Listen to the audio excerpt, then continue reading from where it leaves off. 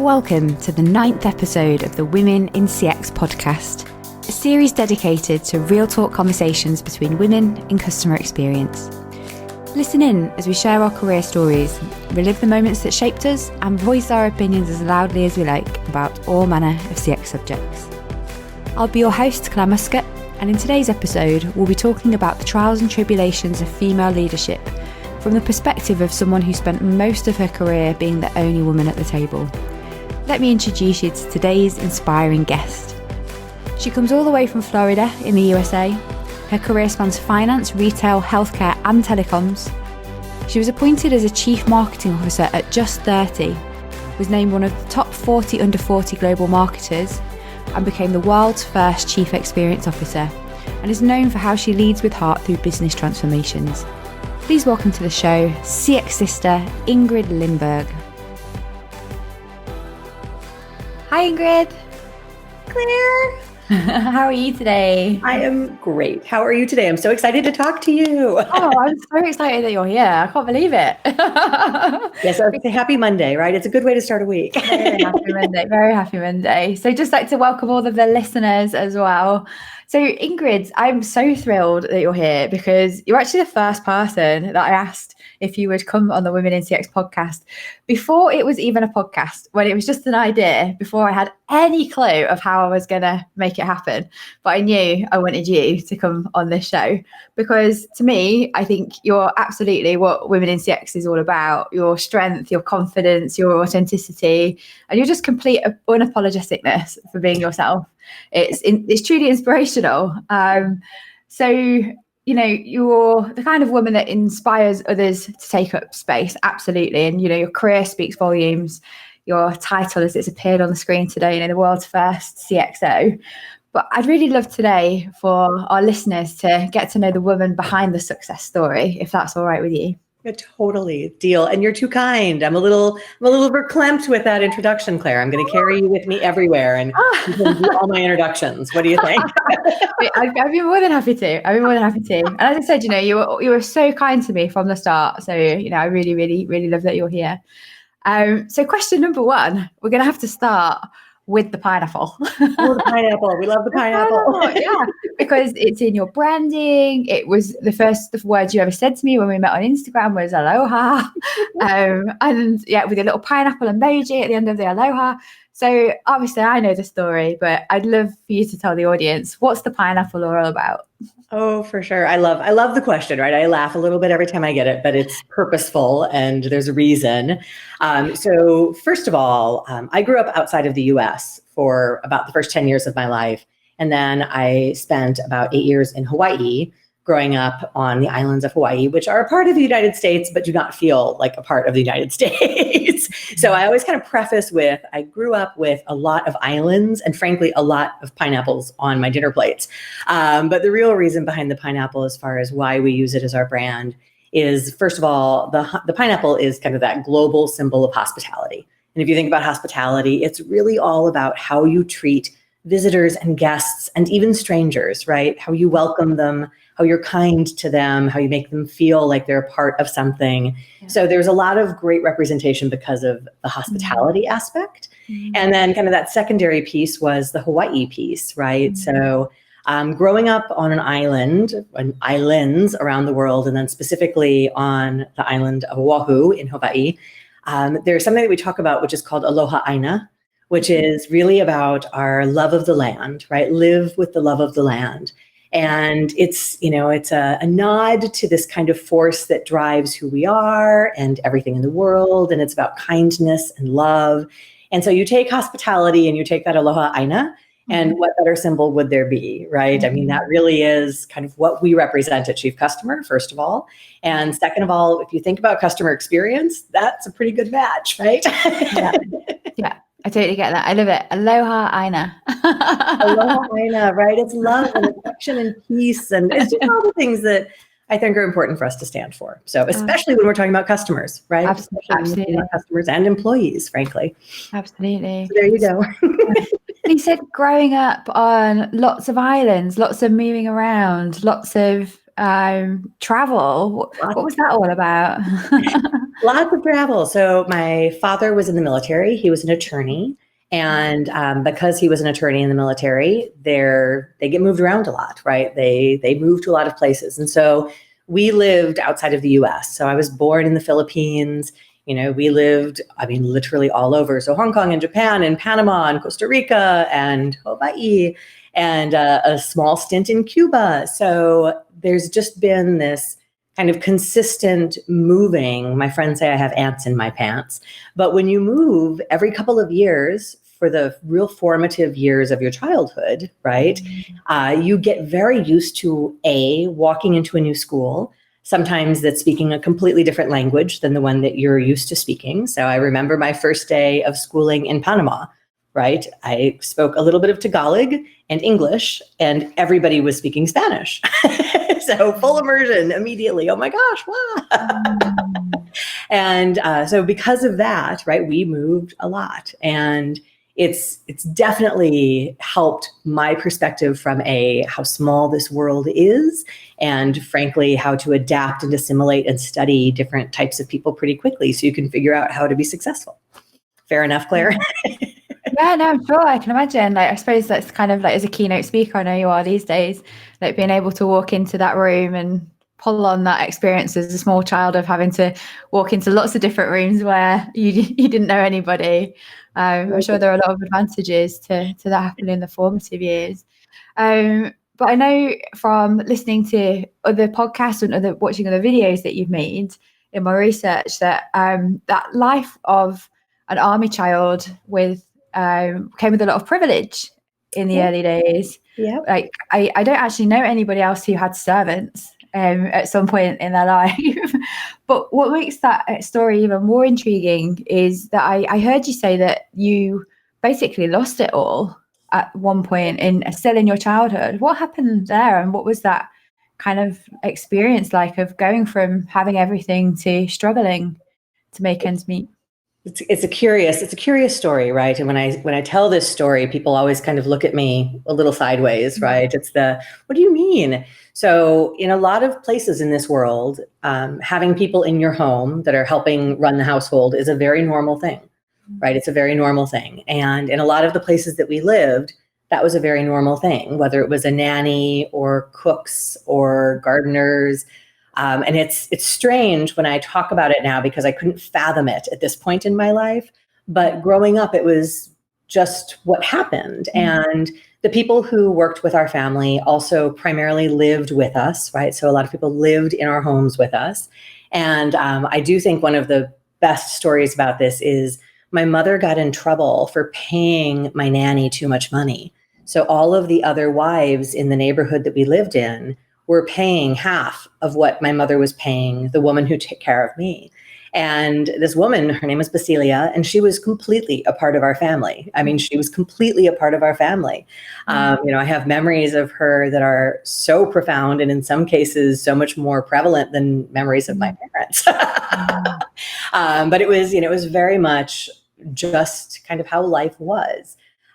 So that being said, lots that can be unpacked on that one. My parents got divorced, and we ended up having to move back to the States. And we went from, I wouldn't say that we had everything, right? Because it wasn't, there was never this idea of you could buy everything and you could get everything. And we had allowances that were very small, and you had to save your money to go and buy something if you wanted something. And it was not a very extravagant life outside of having people who worked in the household, which I know sounds so strange to people. But when our parents got divorced, we literally lost everything. So my father was unfortunately one of those deadbeat dads who just disappeared and didn't help with any payments at all. And so it became a very difficult life. And it was such a Band-Aid being pulled off. And there's a story that I have told that Claire, you and I have talked a little bit about walking in to make a purchase of something and having the money to do it, but not being dressed appropriately for the department store that I was walking into to make that purchase at. And just how that made me feel has frankly stuck with me since that day and is one of my biggest drivers. So it's a fascinating kind of, roller coaster that life can take us on. But I'm thankful for it because it taught me a lot about what was important and what wasn't important. And frankly, both sides of that childhood experience taught me the fact that everyone needs to be treated equally. That's a really important learning that I've had. So, and it was, once again, it was on both sides of it, right? So there you go. Deep, dark secrets of my upbringing, Claire. No, thank you so much for sharing that with us. And I think it's always amazing to hear how those stories or those moments in time are the things that kind of shape us in the future. And, sometimes the biggest lessons we learn aren't through our successes, they're through difficult times. But, the ones that we can confidently turn around and say, it taught me something of value about my own personal values, such as, needing to treat people equally and truly believing that, if you've experienced it for yourself, it definitely will be more fundamental as an experience. But just taking us out of your childhood and I guess into a bit later in your career, I read somewhere, and it really made me laugh, that you discovered that you had a taste for brown liquor in response to dealing with the boys' clubs that you quite often found yourself in as an executive at board level, as a female executive. Can you tell us a little bit more about that and how you've learned to deal with this like fraternity culture? Oh my goodness, that's one of my kind of favorite moments where I wish sometimes I hadn't shared that story, but it's, I think, so appropriate. So I was a part of a book that was written a couple of years ago, where there were 1,000 women who had been invited to participate, and then 10 of us were chosen to be in it. And we were asked to write our story, right? Write our story. It's a fabulous piece. I mean, there's fabulous women that are highlighted in it. It's words of wisdom from women to watch. I think it's actually out of production now, but regardless. And one of the stories that I told in there was about, frankly, being the only woman in a lot of settings. So whether it was at board meetings with our boards of directors, whether it was at executive offsites with our executive leadership team, there was an awful lot of times where I would look around at an event and I would literally be the only woman there other than the event planners. And that was a very interesting place to be in. And I was relatively young when I had my first big jobs, right? I was a chief marketing officer at 30. Wow. So big jobs, young woman. And one of the things that I realized pretty rapidly was that what I was drinking didn't match what everyone else was drinking. And I'm not someone who cares a ton about a lot of kind of traditional sports in the US because of how I grew up and just because of what my interests are. So I could never connect about sports. I really couldn't talk about my wife and my kids. Didn't have a wife, didn't have kids. So, the next kind of best option was to talk about bourbon and whiskey and scotch.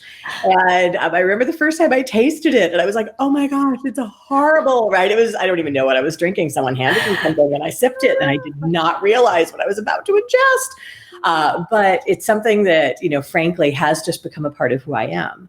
Right. I mean, I am known for fabulous taste in brown liquor, and I actually enjoy it now. It gave me a connection point, right?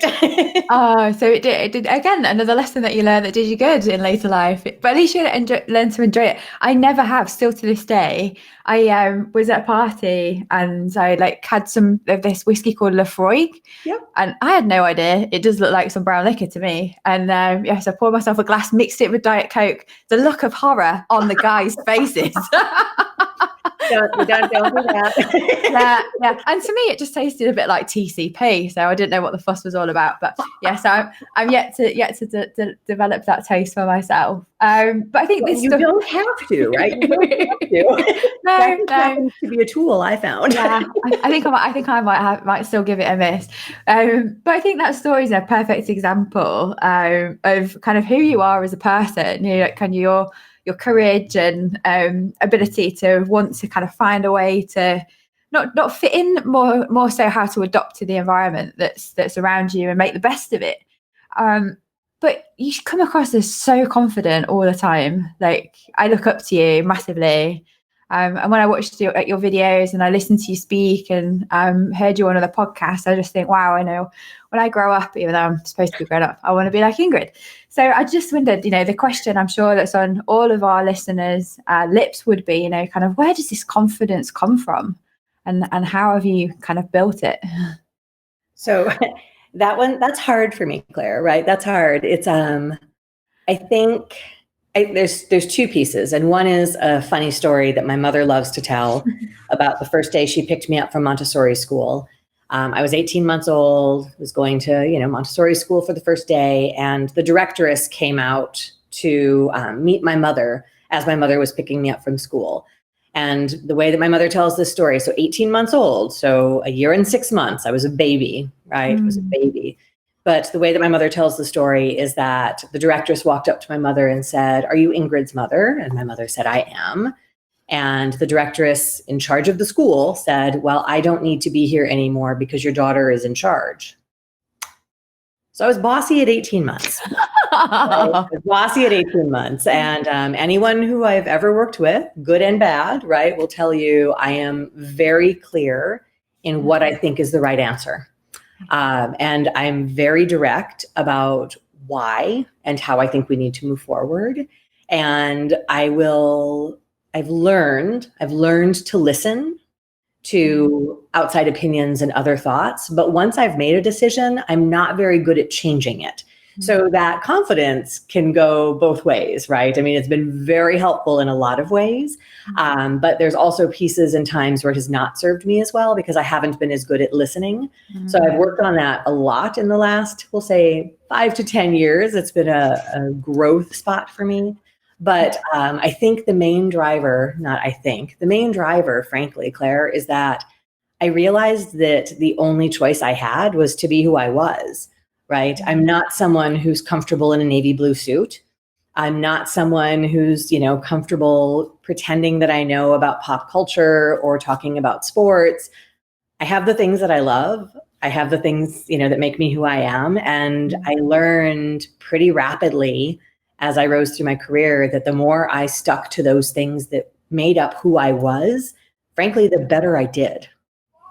And I think that's it. I think we spend so much time trying to be someone that someone wants us to be, right? And I think that if you just kind of figure out a way to silence as much of that noise as you can, it's pretty powerful. It's pretty powerful, right? It's pretty powerful. But it was definitely, I can say there's some nature and some nurture in there. But it was definitely a learning spectrum. Yeah. Yeah, it's funny because I think my mum has a really similar story, but I think I'm around 2 years old, and in her story, I can have full on conversations with adults, and she'd talk about how charming I was. Of like adults that had this like massive personality as a very small child, not so much bossy, but yeah, that kind of like nature of garrulousness, I think is the right word, and like putting yourselves out there. But it's something I think, whenever I have these amazing conversations with women, they talk about these turning points, like you just said, when we realize actually who we are is the magical thing. And if we can feel like we can share that with the world in our most authentic way, when we do it, or when it happens, or, there's some of the feedback I've had from the ladies that have been on the podcast so far, being able to show up and show yourself is quite often a turning point, but it is that kind of like initial step of experience of how you're received, I guess, when you do that. So I guess for me, there were times in my life where I was being myself and people did not like it. Of course. Right? And it was, kind of like, okay, retreat, who do I need to be now? But as I've got older, absolutely, especially as I've left corporate and I've got to be able to completely be myself and not worry about anyone else's values or who I have to be, I definitely feel very different. And sure. I guess that brings me on to kind of the next big question really is around kind of your role with other women in a kind of executive layer of society. It's a level that not that many of us ever really get to see, but I was fascinated by a project that I know you started, which I just absolutely love the name of. I have to make sure to get it right. So Tatas at the Table. Tatas at the Table. Please, Ingrid, tell me more about Tatas at the Table. And I just giggle. Like it's the passion projects, right, Claire? Yeah. So I was 35. And I had a big job, right? I had a big job, and there was one other senior woman at the company. And the CEO had said, you should get to know this senior woman. She's 30 years older than you are. You're very young. Another one of those. You're very young for your big job. And I'll never forget, I walked up to her. We were at a board meeting. So we were, at some fancy resort, whatever, with all of our executives from all the other companies who sat on our board of directors. And I walked up to this woman and I said, hi, I know I've worked here only for 6 months. I know we don't know each other very well yet, but I really respect you. I really respect your career. We're kind of alone here in this world, right? I mean, there's only the two of us that are female at this board meeting. And I would love, I would love to learn from you. Would you be so kind as to let me learn from you? And we were colleagues, right? We were colleagues. We were both paid by the same organization. We both had the same boss. And she looked at me and she said, no one helped me. Why would I help you? My God, no. And yeah, right? Like, oh, okay.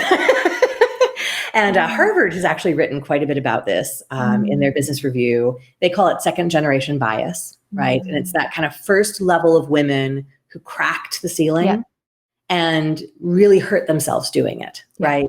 And then there's the next generation, right? So we'll say women who are right now kind of 30s to late 40s, that group of us, right? And we're hurting our heads trying to crack the ceiling as well, right? It's not shattered yet. We're trying to crack it still. But it was just one of those things where I was just so offended. I was just so personally offended.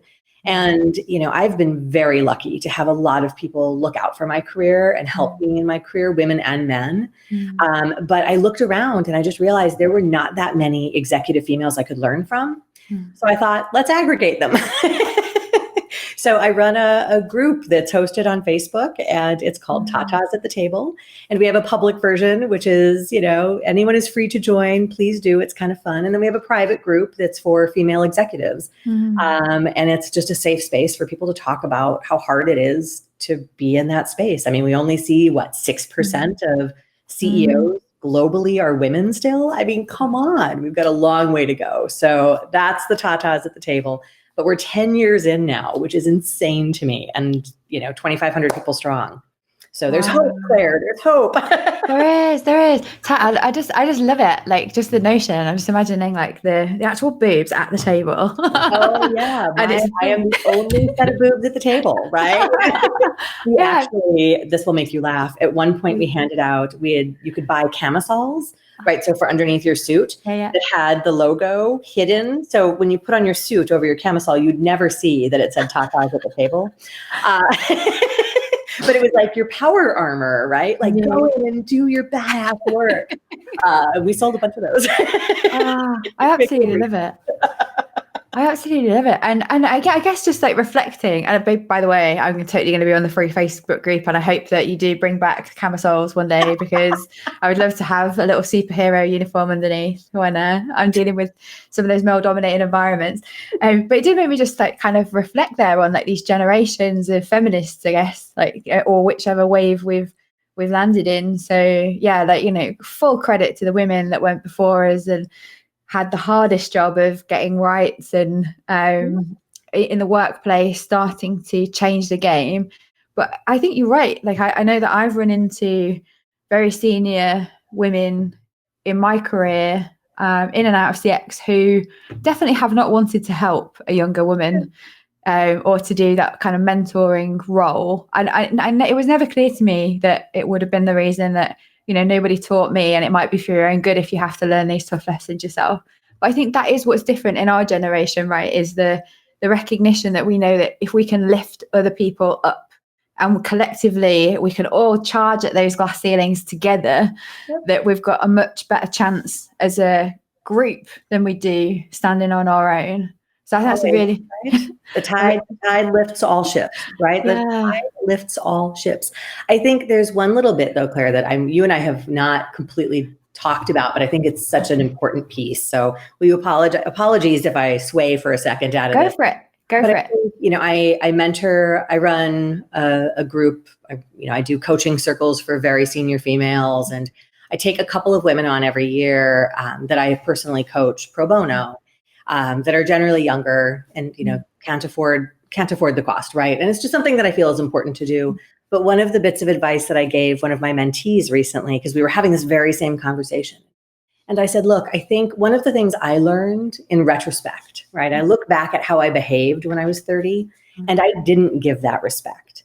And I didn't come in with enough humility, because frankly, what I knew at 30 is nothing near what I know now, and will be nothing what I know in another 15 years. And so I really wish that, it's kind of that let's curve both sides, right?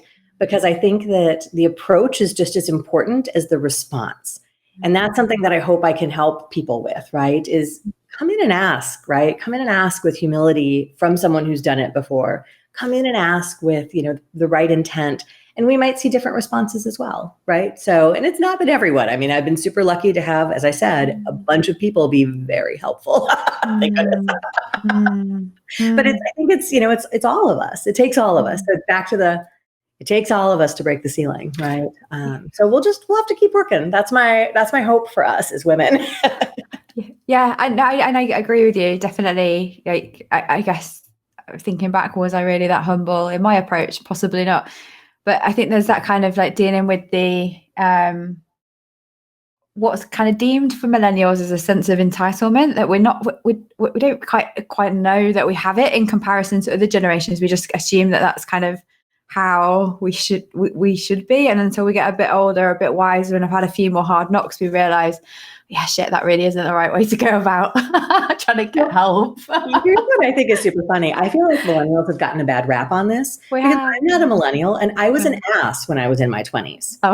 Right? I mean, that had nothing to do with what generation I happened to be in. I think it just was my age, right? It's the arrogance of youth and the arrogance of elders. Yeah. Right? Sometimes, maybe. But also, I think kind of with drive comes these accidental, like, negative sides to your strengths, right? Yeah. So if you're ambitious and you're driven and you're determined, wonderful, wonderful, wonderful. But sometimes how that can be interpreted by other people, especially if you're directing communication, is, I get you. I get you. You're in a dangerous spot, right? It's hard. Yeah. It's untenable, frankly. I mean, I think specifically as women, because we're expected to be nice, nurturing and kind and calm, smiling, and empathetic and strong and stand up. And I'm like, I can't do both of those. I literally could not, I couldn't go into combat in high heels. So, we'll get there. It's just going to be, we have to keep learning and sharing. So we will get there. Yeah. So it's confidence and self-awareness then, I'm guessing, is the kind of winning combo then for success. I think so. I think there's a lot of humility that needs to come in, right? There's a lot of humility that needs to come in, but you also have to know your stuff. And there's a very delicate balance between knowing your stuff and actually kind of being humble about the fact that you learned it by making a bunch of mistakes. Yeah, I get you. I get you. So I guess that leads me into my final question then. What would I'm going to stay for long now. So fast. I'll have to have you back in the next series. So what would your final kind of parting words or pieces of advice be for other women out there in CX? What would you like to say to them? So we'll focus on women in CX. So women in CX, I think the best superpower that I found in my CX journey was that everything that I did was data-based, right? Everything was data-based. I'm a firm believer in your opinion, although interesting, is irrelevant. Show me the data, because everyone has an opinion. So find your data and use your data. That's really important. I found that to be very helpful for me. The second thing, and we've touched on this a bit, right? The second thing is it really is about finding your voice. And your voice doesn't have to be always big or always loud. Your voice doesn't have to be small and soft, but your voice has to be your voice, right? There's no one who can tell you what your voice should sound like other than you. So you have to find your voice. And I think so often we're told to, take up more space or be smaller or be more effective or be less effective. Screw all of that.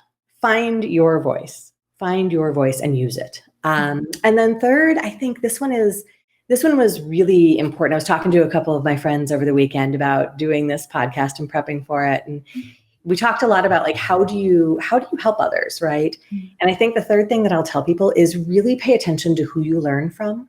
Really pay attention to who you choose to learn from, because there's a lot of information in the CX space. And what you have to do is you have to find someone that you actually want to emulate, right?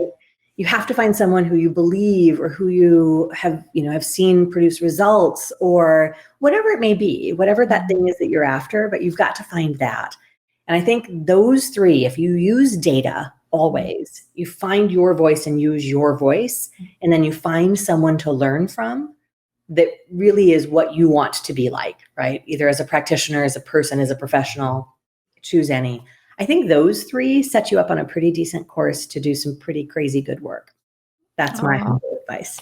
I love that. I love all of those three pieces of advice. And I'd just like to thank you so much for taking the time to come on our show today. Claire, it's been so fun talking to you. So thank you for the invitation. I was delighted when you asked, and even more delighted we got to connect today. Oh, thank you so much. And just one more thank you to everybody that's been listening along today. And a final thank you to Joachim Thorne, our producer, and our sponsors, Effectly. That's it for this week. Thanks, everyone. Say bye now. Bye, Ingrid. Bye. Take care. Thanks for listening to the Women in CX podcast with me, Clare Muscutt. If you enjoyed the show, please drop us a like, subscribe, and leave a review on whichever platform you're listening or watching on. And if you want to know more, please join us at womenincx.community and follow the Women in CX page on LinkedIn. Next week, we'll be getting commercial, talking to a woman whose expertise has CFOs raving about customer experience. See you then.